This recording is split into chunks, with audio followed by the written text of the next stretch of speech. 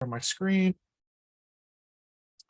And yes, we do record, and we do make the recording available afterwards. All right, so we're going to talk about the what's, whys, and whens of agility today. We're going to kind of go back to basics. Often we talk about Agile these days as if it's a table stakes concept that everybody already understands. And then we're going to dive immediately into the weeds of some kind of esoteric topic therein. But today we're going to actually take kind of a step back and just say at a higher level, what even is agility and why would we want to use Agile frameworks? When should we use them? That's really the focus of today's talk. So let's, oops, are you seeing my screen? Seeing the right screen? Yes? Okay, good. All right. Anyway, all right, let's start with some introductions. This is me. There is way too much stuff on this slide, but I put it all in one place so that you can forget it quicker because it's the least important thing that I will talk about today. My name is Dr. Patrick McConnell. You can call me Mack because my PhD is irrelevant to everything that we're going to talk about today, so don't worry about it. I have been an Agilist for what goes for a long time in this business, well over a decade. I started off my Agile journey as a product owner, building mapping tools and other geospatial type technologies, primarily for government agencies in the DC area where I used to be based. And you can see some of the many badges on this slide where I've done that. I became a Scrum Master for a bit, and then I stepped into full-time Agile coaching for a bunch of years, ultimately becoming the director of the Agile Center of Excellence at one of the gigantic government-focused system integrator companies. And for most of that time, I was also pursuing becoming a Certified Scrum Trainer because I really like teaching and I really like this Agile stuff, and it seemed like a fun way to make a living. I did that in 2018, and since then, I mostly just get to do stuff like this all the time. Mostly I teach classes and make grown-ups play silly games. Sometimes I also still get to do some coaching and some consulting, and that's fun too. So that's me. I'm also here today representing two different organizations under the same umbrella, Acceleration and NextUp Solutions. Acceleration is our software development practice, which operates on kind of an interesting model. What we do is we hire college students as they are finishing up degrees in things like computer science. They then come to work for us part-time in between their classes, doing real software development and real testing at real companies, but under the guidance of our expert mentors who teach them that craft and keep them from blowing anything up. The companies that hire us get amazing work done at fantastic rates. The students get amazing experience, which lets them go off to fantastic careers after they graduate. It ends up being kind of a win-win-win for everybody. So we're very proud of what we do at Acceleration. As for NextUp Solutions, we are a certified Agile training provider operating out of the DC area, but operating kind of globally these days, thanks to the pandemic. We run all sorts of fantastic live taught, expert guided, certified Agile classes, all sorts of Scrum Alliance credentials, as you can see there on the screen, also Kanban University, and sometimes some IC Agile courses, sometimes some other things too, not to mention a whole host of custom offerings as well. And we are a full service Agile coaching and collaboration partner. So that's everything from traditional embedded Agile team coaching, helping new Agile teams get up and running or existing ones get better, to helping the enterprise plan out or improve an Agile transformation at scale. And then the third leg of that practice is helping people grow into Agile leaders rather than just bosses. And if any of you have been doing this a bit, you may already understand that the ability of bosses to become Agile leaders who can really embody that Agile mindset, that's often a limiting factor in how much value we get out of Agile teams. So that leadership development practice is also a very important part of what we do here. And if you've got questions about any of those things, if you're looking for support in any of those areas, just reach out after the webinar. I would be happy to talk to you and figure out how we can assist. All right, so that is us. Let's go ahead and get rolling, and let's dive right in with the what. What is agility, and kind of where did it come from is the idea. And to talk about what agility is, I want to talk about kind of what it was a reaction to first, and that thing is called waterfall development, also known as defined process control or PMBOK styles of project management, all that kind of thing. Anytime I talk about waterfall, I like to start with this joke. It's old, actually. We don't know who drew this cartoon. more than 45 years ago originally, which is older than me. But anyway, here you go. On the left is the desired solution, what the customer actually wants. In the middle is what our business analysts hear and write down in 14 layers of functional specification that no one actually wants to read. Meanwhile, on the right is what customers want to pay for the thing that they asked for. Next up on the left is the developed solution. That clearly won't install as is. So in the middle, we've got to make some configuration changes to the environment just to get the thing to deploy. Meanwhile, on the right is what marketing is telling other people we're building. Finally, on the left is how much documentation we write. In the middle is the end solution. It meets all the terms of the contract or the project charter, but doesn't seem to do anybody any good. And on the right is what it finally cost after 17 change orders and task order modifications. Has anybody in the webinar ever worked on a project that felt like this? I see some people nodding. Yeah, if you're shaking your head, no. Is this your first job? Did you just graduate? That's so cool. Welcome to the workforce. We're glad to have you. Sometimes things are not all that fun. This is a fairly uncharitable depiction of what it tends to feel like working in a waterfall context. So when I say waterfall, I mean any kind of product or technology development lifecycle where all the activities are bucketed into single step, one-way, phase-gated areas of activity. And we can't do the next step in that process, whatever it is, until we declare the prior step over. So it could be 4 steps, like what you're seeing on this chart. It could be 12, whatever it is. The idea is we're not allowed to move on to whatever step next is until we declare step last over. That's basically how waterfall works. And it's called waterfall because you can't go backwards. You can only do it once. That isn't necessarily a bad idea in some contexts. Waterfall can work perfectly well in some contexts. And we'll talk about that in the kind of when part of this talk. But we do have problems with it in other domains, particularly rapidly evolving domains. And one of the first problems I'm going to talk about with the waterfall model has to do with feedback. Every waterfall project or program management context I've ever been a part of does have some nod to continual process improvement baked in. Just because it's waterfall doesn't mean we don't do process improvement. What does process improvement in waterfall tend to look like, though? We usually do it at the end. Sometimes we also do it in between the steps, but definitely at the end. And what do we do to get better for the next effort? Anybody know?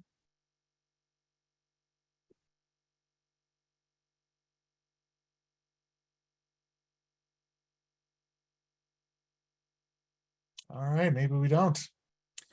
All right, then. Well, in my experience, most often what happens is we get everybody involved together for a really fun sounding meeting called a post-mortem, where we talk about all the things that went wrong during that long development cycle. What are all the things that kept us from delivering more value or delivering sooner or whatever it is.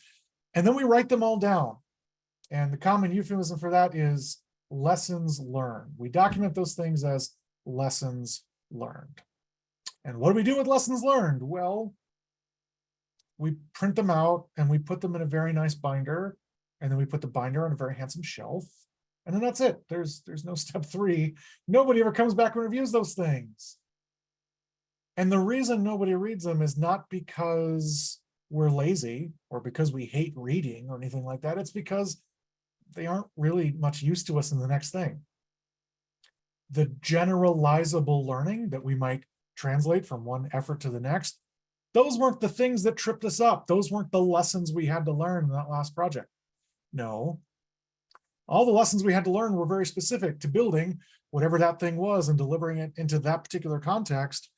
And now I'm building some new thing for some different context, and those lessons don't typically apply. Oh, so that learning generally comes too late to be of much use to us, even if we do it in between the steps. So what? Those were lessons learned about, say, requirements gathering, and now we've moved on to development. So at the most, we could hope to apply them to the next requirements gathering effort, but yeah, too late. We're on to development now. That doesn't really help us. So that is one problem we have with waterfall in certain domains, that feedback about product direction, about process, about team coordination, all that kind of stuff, typically comes too late to be of much use to us. That's one issue. The bigger issue, though, that we have with waterfall type product development is that waterfall efforts, if I'm honest, tend to fail a lot, like more than 70% of the time, if you read the Standish Group's chaos report that they put out every few years. And according to that, basically, I'm not saying that waterfall managed delivery never delivers anything. That's not what I mean. What I mean is that waterfall project management tends to cost more than we thought it was gonna. And it tends to take longer than we thought it was gonna. And worst of all, it tends to be a lot less useful than we thought it was gonna be when we budgeted all that time and money in the first place. And the reasons for that come down to what I call the 3 unhappy premises of product development. First of all, it's impossible to know all the requirements at the front of the work, no matter how much we'd like to. We can have intention, hopefully. We can understand the problem we're trying to solve, hopefully. That doesn't mean we know the best way to solve that problem because no one's ever solved that problem before. So it's basically impossible to put somebody in front of a blank whiteboard and say, well, just tell me all the things you're going to need this thing to do in a year. I don't know. I know whether or not it meets my need right now, but that's a different question. So that's problem number 1. It's basically impossible to actually know all the requirements at the front of the work. Number 2, other requirements we can know at the front of the work, a lot of them are going to change before we're done because the world will change, because missions shift, because markets move. Just because it was a good idea a year ago doesn't mean it still is. Not because we were bad at our jobs then when we decided these requirements, but because the world moved on and that's not a good idea anymore. Happens all the time. So that's number 2. And then finally, number 3, we always seem to find more stuff to do than we have time or money to do it. So instead of pretending that we can just adequately plan all the work at the front and then rigorously adhere to that plan and nothing bad will happen, it's better to assume we're going to need to plan and replan all along the way. It would be better to deliver in small increments so we can get the feedback we need to do that replanning as often as possible. And it would be better to build and deliver those small slices probably in some kind of prioritized order, so that if we do run out of time and money, hey, at least we've delivered all of the value we could in the time we had, instead of, whoops, we spent a bunch of time doing not valuable stuff so that someday we could start the valuable things. That's not very useful. So addressing these 3 issues is really the premise of every Agile method of doing work, whatever it is, Scrum, Kanban, whatever it is.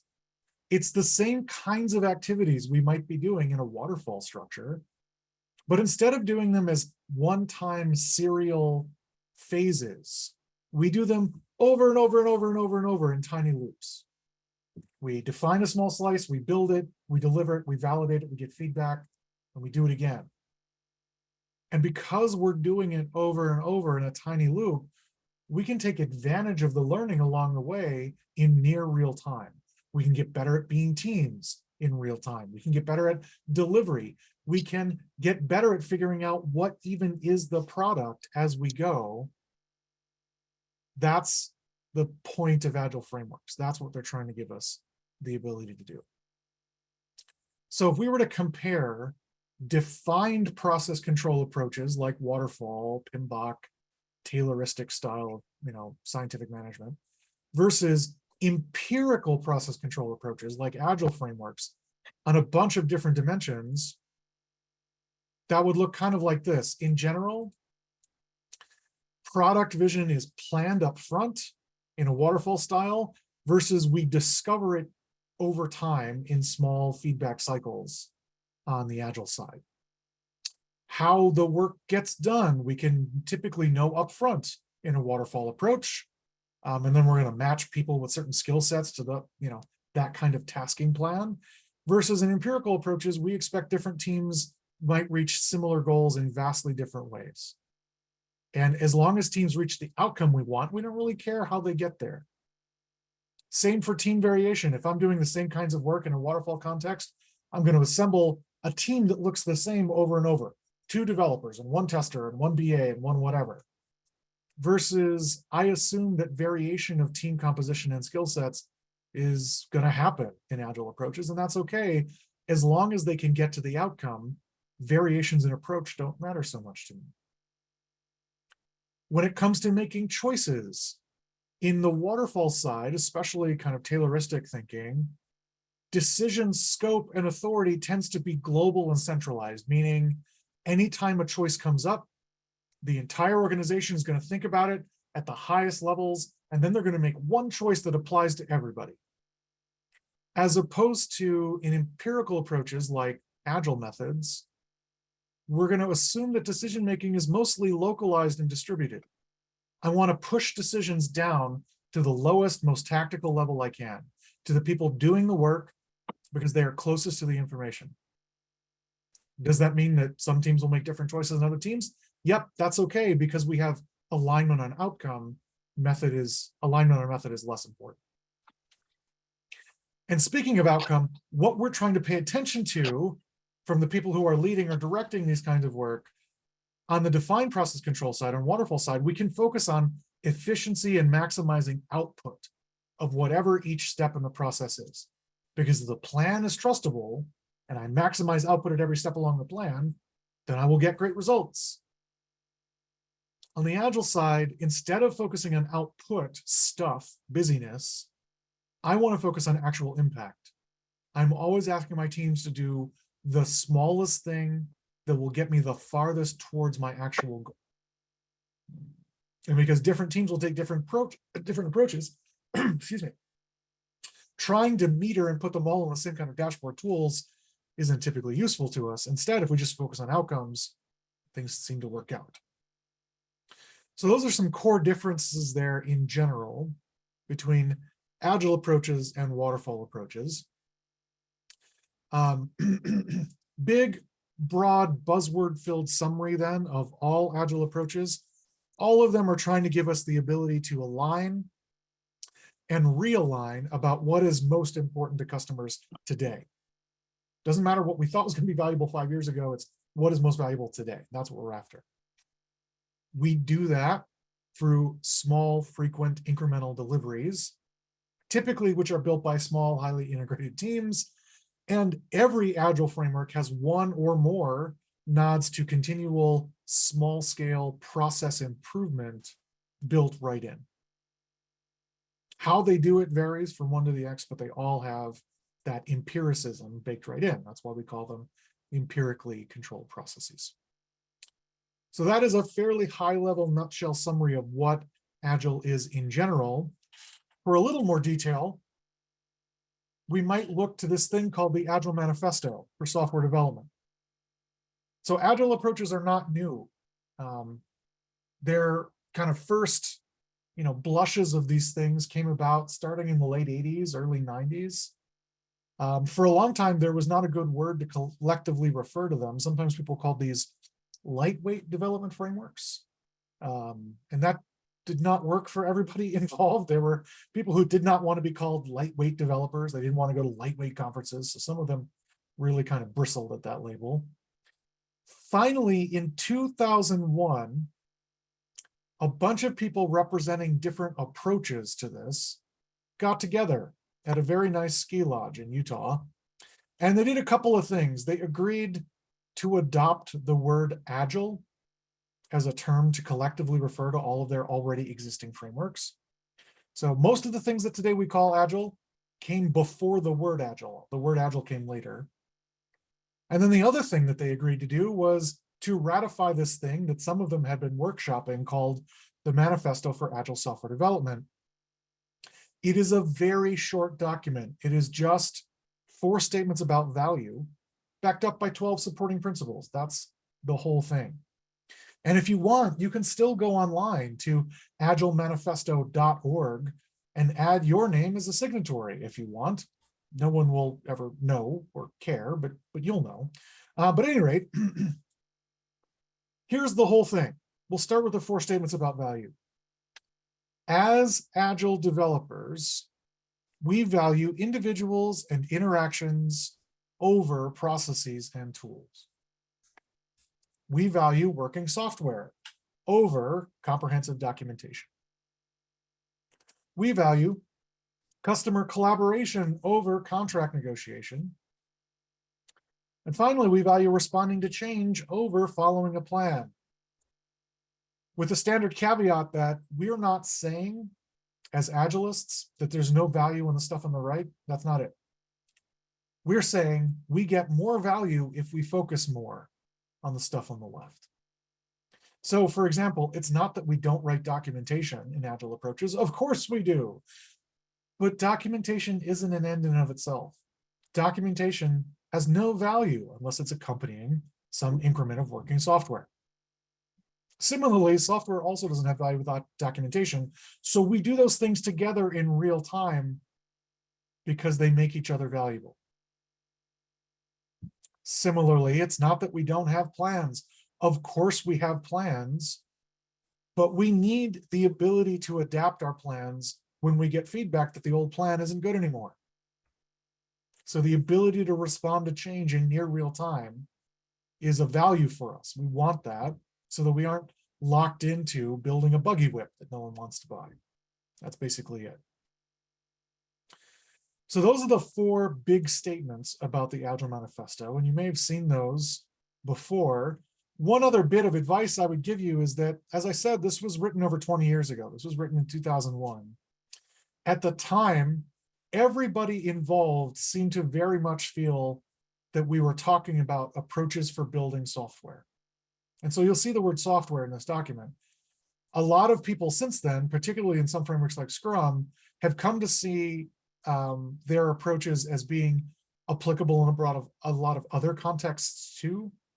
So if you're interested in agility but not building software, that's fine. You're not alone. Many other people are too. I would mentally just replace the word software in the manifesto with the word product, and you'll probably be okay. So working product over comprehensive documentation, for example.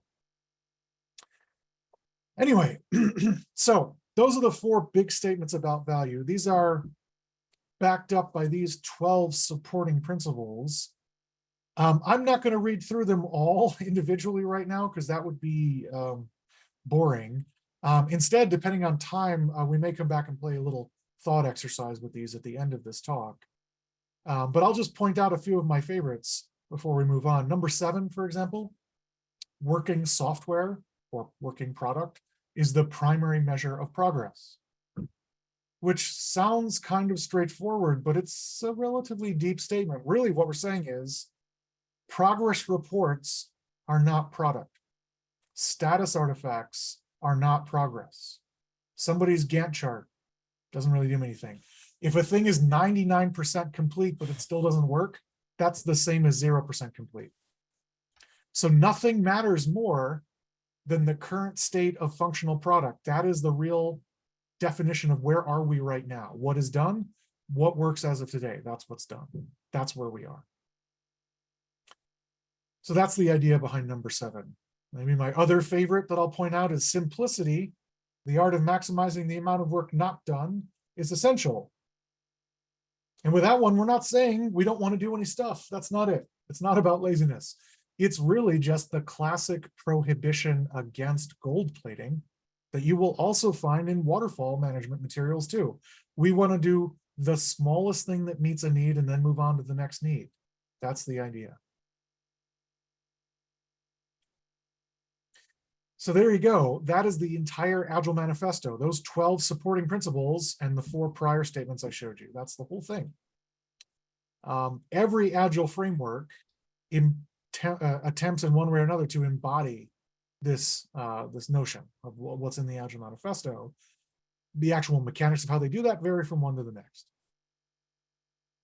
All right. So that is the what of Agile frameworks. And we're talking in kind of capital A Agile generalizations here, things that apply to all of them. Now let's talk about why we would even want to use these frameworks. So now we talked about the what, let's move on to the why. Here are some snapshot comparisons between the way things tend to work on waterfall projects in general versus Agile efforts in general. So I'm speaking in big generalizations here, but bear with me. We'll start with ROI, return on investment. A waterfall managed effort typically delivers no value until the end. So we build and build and build and build. And at the end of the project, here is the thing. It is finished now. Now you can ship it. So that's the idea. Until that point comes, though, we're just spending money on the solution to build and maintain it. We aren't realizing any value yet. That starts relatively late in the game. Agile frameworks, because we're going to build and deliver in small slices, let us do something different. Because we are delivering all the time, starting very quickly, tiny slices of product, return can start almost immediately. Now, each of those deliveries is tiny. Each delivery is not as much value all at once as the big monolithic waterfall delivery. They're tiny slices of value, but because they're tiny, they start right away, which means we tend to get a little bit of an advantage on return on investment to start with, because if return starts sooner through the power of compound interest, we typically end up making more money in the long term, assuming that we are in some kind of for sale product context. So a faster ROI than waterfall, almost always. We also often get a higher overall return on investment because we can direct product empirically. And what that means is I can build a slice of what I think people want, and then I can show it to them and ask, does this meet your need yet? No, I still need this other thing. Okay, I'll build a little more. How about now? Well, okay, I'll build a little more. How about now? Yeah, I think this works. This is what I need. Cool. We just discovered through experimentation, what do they actually need to meet their need? In waterfall, instead, what happens is we make a bunch of guesses up front. And then we build all that stuff for a long time, and then we finally deliver it. And often what we find out is that we have fallen victim to the Pareto rule, or the 80-20 rule, which is the notion that for any given system, 80% of your users never touch more than 20% of that thing's features. That means 4/5 of that thing, whatever it is, was built basically for nobody. The problem is we think all that stuff is necessary at the front, or we wouldn't have built it. And later we find out, well, yeah, I asked for that thing, but that doesn't really meet my need anymore. Instead, I need this other thing that you didn't build because you were building all the stuff I don't need anymore. Whoops. In an agile approach, because we're building and delivering and validating all the time in a tiny cycle, we can use experiments to determine when have we hit that break point where we're building more and more stuff for less and less of a return. We can just trim the tail. So that's ROI. We tend to get a much faster start to ROI than waterfall, and also we tend to get a bigger overall one because we build less unnecessary stuff. So that's really useful. Next up, let's think about cost of change. How hard is it to adapt a solution that already exists, that's already in flight? Waterfall-based approaches are super cheap to change our minds about early. Anybody know why?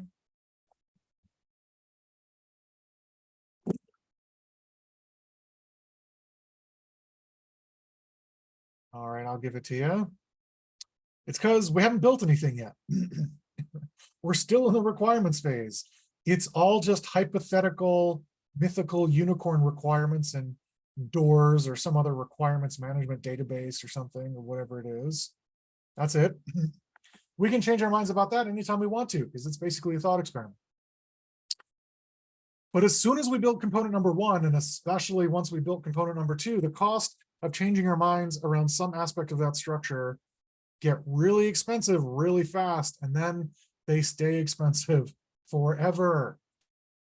Because adaptability costs more than just making the single best choice. And we're going to make all the single best choices up front, right? That's the entire premise of defined process control, waterfall planning, and execution. Except, whoops, we can't anticipate the future. So maybe a year ago, we made a very smart, well-informed technical decision that relies on some component that just got sunset by its vendor, and now we have to replace it. And we have to spend a year thinking about, oh, what does it break if we swap out X for Y? Very expensive, very frustrating. Agile frameworks let us do something different. Any structure still gets more brittle, harder to change, more complicated over time. That's still true. But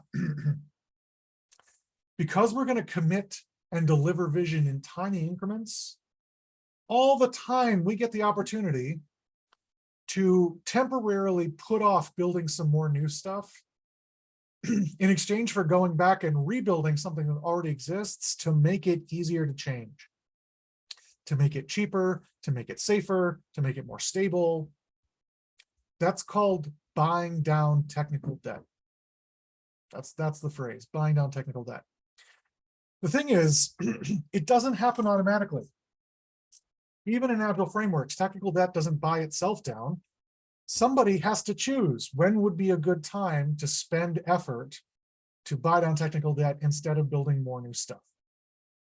But it tends to be easier to do in an Agile context because the scale of the choice is smaller. We're not putting off new stuff for a year, putting off new stuff for a couple of weeks. So because those choices come more often and they're smaller in scope, it's easier to say yes periodically. It does require someone to say yes, though.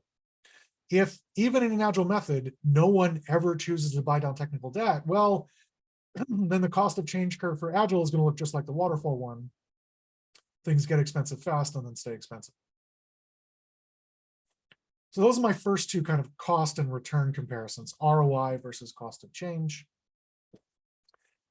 Next, let's move on to visibility. Let's say in an Agile context, or excuse me, in a waterfall context, you want to hire me to build some product for you. Cool. We sign a contract that establishes a very clear shared understanding of what we're going to do and how long it's going to take and what's going to cost. And then I'm going to go off in a cave for a year or 5 years while I build the thing. And then I'll come back when it's all done. Here's your product now. Now you can touch it. What are you getting from me in the meantime while I'm in the cave? Not product. You're getting invoices, sure.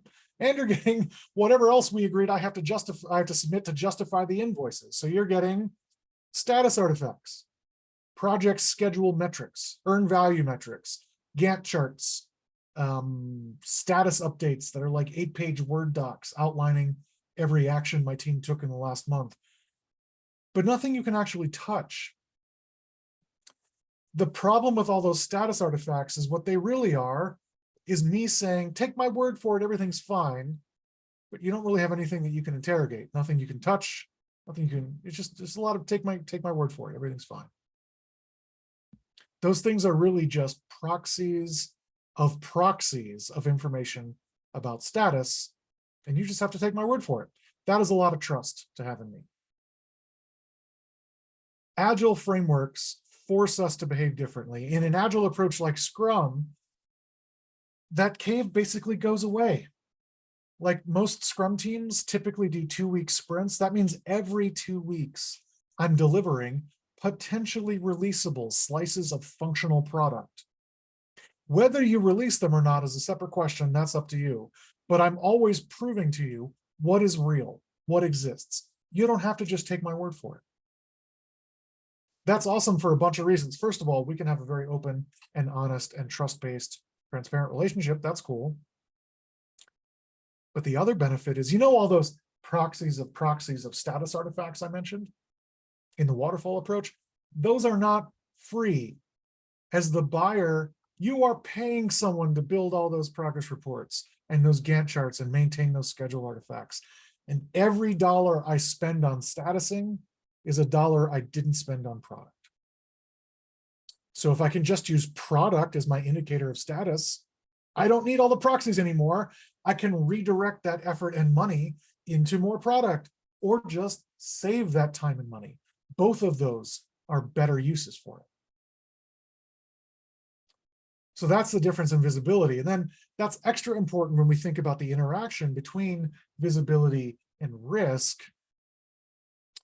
I don't know if anybody else in the class is a PMP, a project management professional, or PMI.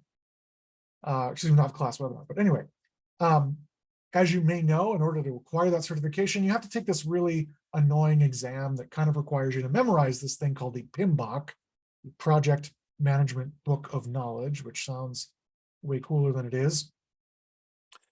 You might be surprised to learn that according to PMBOK, which is really kind of the Bible of waterfall development, even there, we are supposed to do any of the riskiest things that we are aware of as early as possible.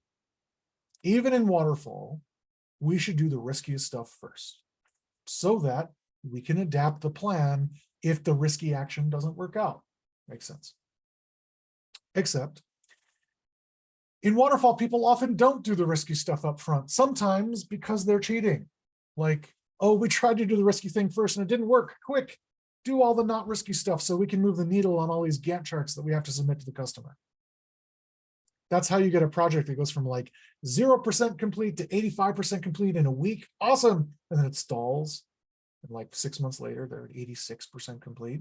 Whoops, it's because they did all the easy stuff first. That's not what they were supposed to do, but oh well. The other problem, though, with risk and waterfall project management is even if I think I have done all the risky stuff first, I'm not cheating, I'm being diligent about risk management like I'm supposed to, I don't actually know that any of that stuff worked because I've never delivered. You know, there could be a bunch more risk that I'm not even aware of hiding in places like the last mile of delivery. Anybody here ever been in a conversation where someone is saying, we don't know why it won't deploy, it works in our environment?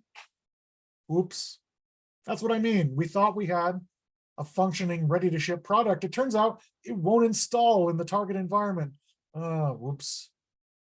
How could we have known this sooner? Well, there wasn't a way to know it sooner because we couldn't have discovered that until we delivered. So the only way around that is to start delivering sooner. And that's what we do in Agile approaches. We can't hide our management of risk because of the transparency. If we're not doing risky stuff, everyone can see, and they're going to ask us about it. And also, we're going to validate all of those actions because we're going to start delivering right away. We'll know if those things worked. We will discover those hidden risks right away. And then we have a strong incentive to engineer them out because delivery is not this one-time event that we just have to endure. It's a continual thing. We better make it easier and lighter weight to do. So the last thing I'll say about this comparison is that in fairness to waterfall, the waterfall curve for risk management is supposed to look like the Agile one on your screen. It just often doesn't. So you don't have to take my word for it. There is this survey that the company called Version 1 does every year called the Annual State of Agile Survey. And they ask people questions like, what frameworks do you use and things like that.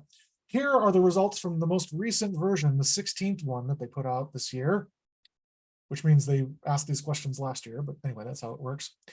And here are what respondents say the benefits they see directly in their own work of adopting Agile frameworks. Over about 70% of them say increased collaboration. Over 50% of them say better alignment with business needs. Even within the teams, about more than a third of folks say work is a better place to be as a result of using Agile methods, even independent of everything else. The one that's interesting to me is that the lowest result on here, about 5% of respondents say increased revenue as a result. And I wonder if that is, they're seeing a faster return, but it's not necessarily a greater return because they're using this in kind of like fixed scope contexts, which is certainly how I started. I also think often people are not aware of outcome impacts like revenue change because those aren't visualized for them. You know, they're kind of part of a longer life cycle. So I'm interested to know a little more about that one. But anyway, this is the data I have today. So that is a fair amount of why we want to use Agile approaches in general. They tend to make us better able to adapt to changes in the market space or mission environment. We can adapt to competitive threats easier. We tend to deliver a faster value. Sometimes we get more value. And then just overall, we just get the ability to continually hew back to what is really needed without being tied to a guess that's now stale. So that's it. That's about the case as far as I can, as kind of succinctly as I can make it. So we talked about the what of Agile. We talked about the why of Agile. For the last part of this, let's talk about the when of Agile.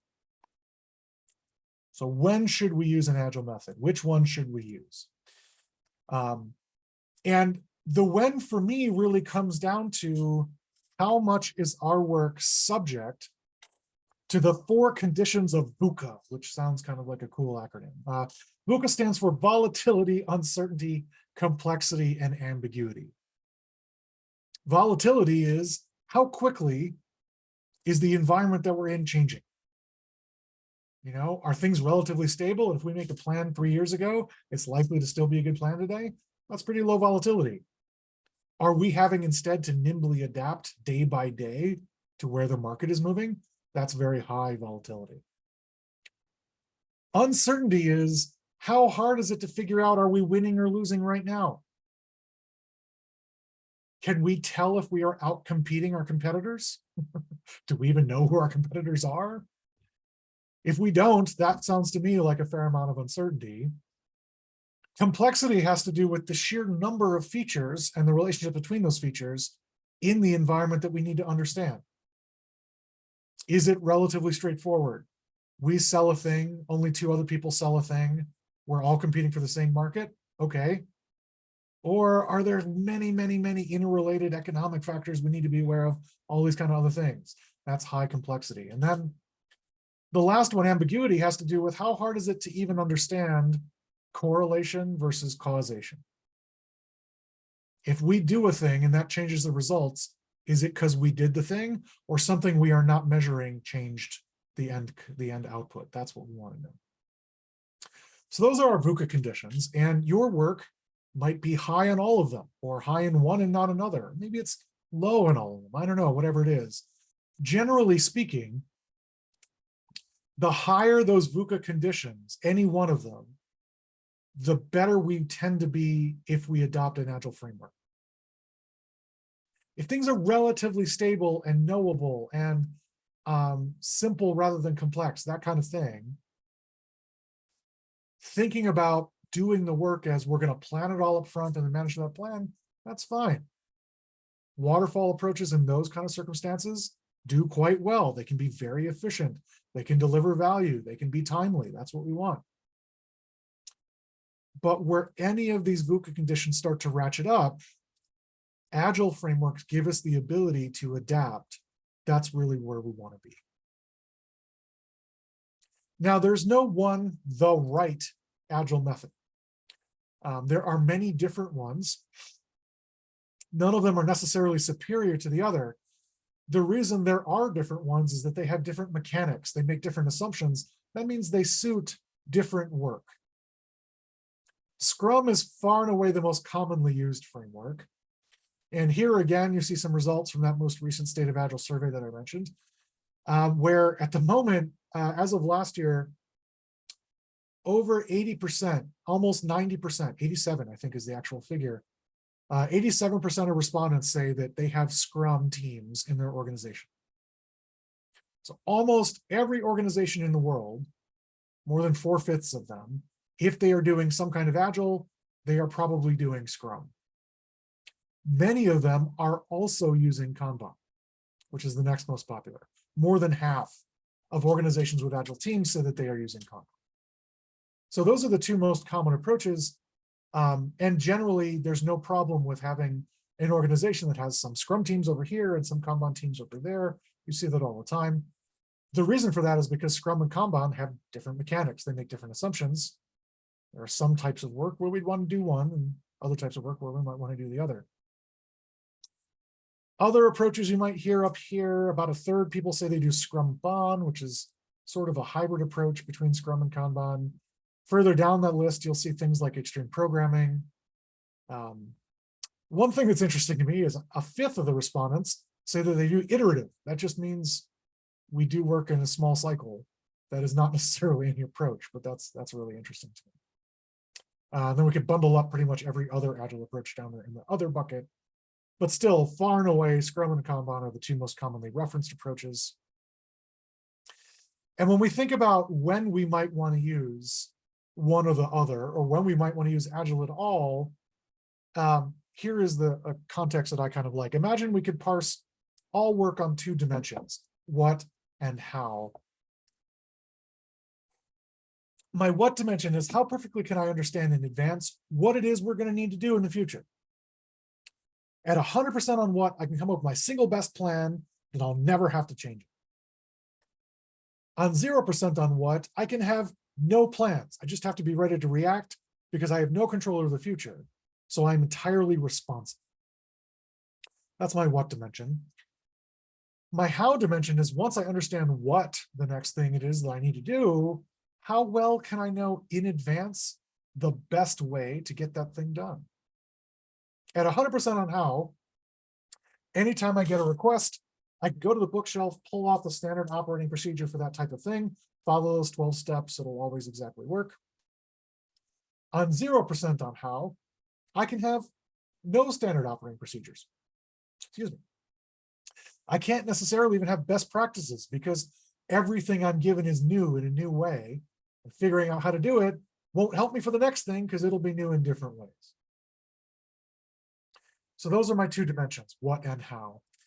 Down here in the lower left, these are circumstances of very high chaos. Pure science, pure research and development work, for example. If the only way in your work that you could have a plan is to put down step 2, have a scientific breakthrough, it's pretty hard to plan around that. You don't know that you'll ever get to the breakthrough. So using an approach that assumes we can make plans, even only short-term ones, typically doesn't do us much good. So I'm not usually trying to do anything Agile down there. In the opposite corner are circumstances of such high order that I don't need Agile approaches because the work is so well understood that I can just focus on maximum procedural efficiency. Lean thinking, for example, comes out of that context. What today we call lean, mostly we associate with things that started at Toyota in the 80s. I mean, they were refining older ideas, but still, that's what we talk about. And it came from this assembly line context. Agile approaches also are rooted in lean thinking, and Agile and lean go really well together, but there are circumstances where lean makes sense and Agile doesn't. And a car factory is one of those. We are giving up agility in the name of hyper efficiency because of the economies of scale involved. If it shaves a cent or two off of every car, that's worth giving up the ability to suddenly build pickup trucks on the sedan line. So that's what I mean about lean thinking, but not necessarily Agile. Waterfall work fits really well in that upper right corner. Because the domains are so stable and so well understood, that makes sense. In between those two gray areas, those two extremes, are the gray areas where Agile approaches tend to do us a lot of good. And not every approach suits every circumstance, as I said. Kanban, for example, is often a really good idea in circumstances where a fair amount of our work is not plannable, but often it is repeatable. So, for example, if you're a help desk, it's hard to be a Scrum team because Scrum teams plan in these fixed increments called sprints. And as a help desk, I don't know when the phone is going to ring. So it's really hard to plan a sprint around that. But as a Kanban team, even if I don't know when the phone is going to ring, I know at some point it will. And some of those requests are going to be password resets, for example. It's worth getting really efficient at password resets because we'll get value out of that efficiency. We can't predict when it'll happen, but we know it will, about 40% of the time or something, whatever our records tell us. So working in a continual flow, one or two things at a time until they're done fashion, makes a lot of sense in some circumstances, and those are circumstances where we'd want to use Kanban. Scrum tends to be a good fit for stuff in the middle, work that is inherently elaborative, inherently creative, meaning we can fix in the short term an idea of what it is we're trying to do next, some small slice of the overall vision. We can build that thing, and then we want to get feedback on, are we in the right direction? And then we'll adapt our plans based on that feedback. And the nice thing about Scrum is it gives us a regular rhythm to that feedback every 2 weeks or every 3 weeks or however long a team decides to do for sprints. Software development fits really well in both the Scrum and Kanban bubbles, which shouldn't be surprising because that's where both of them kind of came from in terms of our current understanding of those approaches. But also lots of other things can fit really well in Scrum bubble too, including things well outside of technology. Graphic design, for example, is a great fit for Scrum. Certain types of structured research, legal, market, academic research can work well for Scrum. I've met people who use Scrum to plan weddings. Certainly, as I mentioned, there are a bunch of other Agile approaches too. You could kind of label those around these charts. Extreme programming, for example, you can probably apply in almost all the same circumstances as Scrum, provided you are doing software development, because XP is much more closely focused on software than just product in general. But because Scrum and Kanban are the two most common ones, that's kind of why there's the only ones here on this chart. So that is the what and the why and the when of Agile. To close out, let's talk about a few of the common myths I run into about Agile approaches, because they do get talked about sometimes as if they are magic. On the negative side, some of these we've already touched on, like things like documentation or scope or whatever it is. By and large, most of the negative that I run into in terms of people's impression of Agile approaches boils down to prior bad actors who just did stuff, and they hid behind Agile as the excuse for why they don't have any rules. That is not agility. That is just cowboy coding and lying. Agile frameworks do have rules. They do have lots of transparency. It doesn't just mean making everything up as we go. On the positive side, I will say that Agile frameworks also sometimes get oversold as if they are magic, and they are not. No one Agile approach is suitable for all circumstances. We use the best one for the circumstance in front of us, as I said. Also, Agile approaches don't magically fix dysfunctional organizations. In fact, they can make them feel worse. We have a saying in the Scrum community, for example, Scrum doesn't solve your problems, it shows them to you. It's up to you to fix them. If you can't, though, having to look at those institutional problems that are in your way of being a team to deliver value might feel worse. The last one I want to touch on at the bottom here is just risk. Agile approaches sometimes get talked about as if they are magic wands that make risk go away, and that's not at all what happens. Instead, we manage risk by taking big risks and chopping them up into smaller, less scary pieces, which is really useful because that means it gives us the freedom to try stuff. Because we're not gambling the entire effort on one choice. We're gambling, I don't know, a couple of weeks of one team's time on a question. They'll try something, it'll either work, cool, or they'll find out a way that doesn't work, and then we can never do that again. That learning is also a form of value. So there we go, the what's, the whys, and the whens of Agile. We'll close out here and leave a few minutes for questions. Here again is my contact info if you need it. I am Bowtie Agility on Mastodon if you do Mastodon. Also, by all means, reach out and connect on LinkedIn. We're also happy to send people a link to book some follow-up consultation with me if you want to talk more about Agile approaches, how they might fit into your context. You've got training questions, you've got coaching questions, all those kind of things. Also, please consider giving NextUp a follow on all the socials. We post all sorts of great stuff, including links to webinars like this one and great blog articles, both of which are great ways to keep informed and learn more cool stuff about Agile approaches and get help for the circumstances you might be in. And with that, I will stop sharing my screen here and we can open up to questions in the minutes that we have left. If you want to use the raise hand function, I will roll through people one at a time until we run out of space. So thanks for coming, everybody.